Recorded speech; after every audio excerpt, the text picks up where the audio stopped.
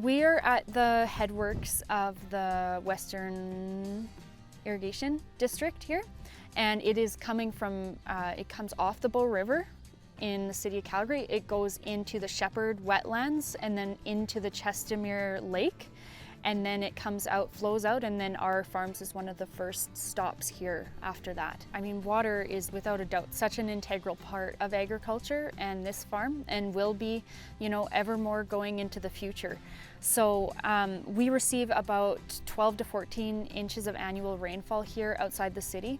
And of course, timing with that is everything. It can be a wonderful gift, and sometimes we'll get it, you know, just torrential downpours too, which can be somewhat troubling. But ultimately, you know, you can't grow anything without high quality water. So over time on my farm, I've developed all sorts of different practices that help conserve moisture, but also help capture carbon. Things like continuous cropping and zero tillage. So we actually only go in and direct seed into the previous year's stubble crop, which is the straw that's remaining after we're done combining. We direct seed into that, and we don't disturb the soil. So what that does is it has allowed the crop from the previous year to pull the carbon from the air down into its roots and stores it down in the soil. By not breaking up that soil, it allows that soil to continue to store the carbon down below the surface. This helps the air quality, and it helps all sorts of things. Crops utilize so much from the air that all these things help the air quality as well. So they help pull it down. So on my farm, I grow many different types of crops, and over time that evolves into where each crop helps feed the following crop. So we have things like pulses in the rotation that actually pull nitrogen from the soil and nodulate it onto the roots, and then that actually feeds the plant, but it also feeds the following crops. So that utilizes the nitrogen that's already in the soil, so it helps us supply less the following year. Also, the fact that we've gone to zero tillage, which is direct seeding into the previous year's stubble, this helps with the fact that the soil itself is capturing carbon through the use of the plants from the previous year in the root system.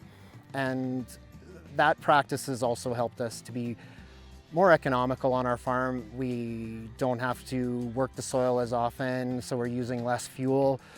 It also means there's less passes with equipment, so the costs are lower, so that's passed on to consumers as well. So I think the reduced use of fuel, and definitely the fact that we're capturing carbon, has contributed greatly to the carbon reduction in Canada. So we have a number of practices that are in place to help with the carbon sequestering on our farm. And one of them is that we are a low-till farming operation, which means ultimately at the end of the day, the less passes you run over the field, the less you are disturbing your soil, the more carbon you are allowing to stay within your soil.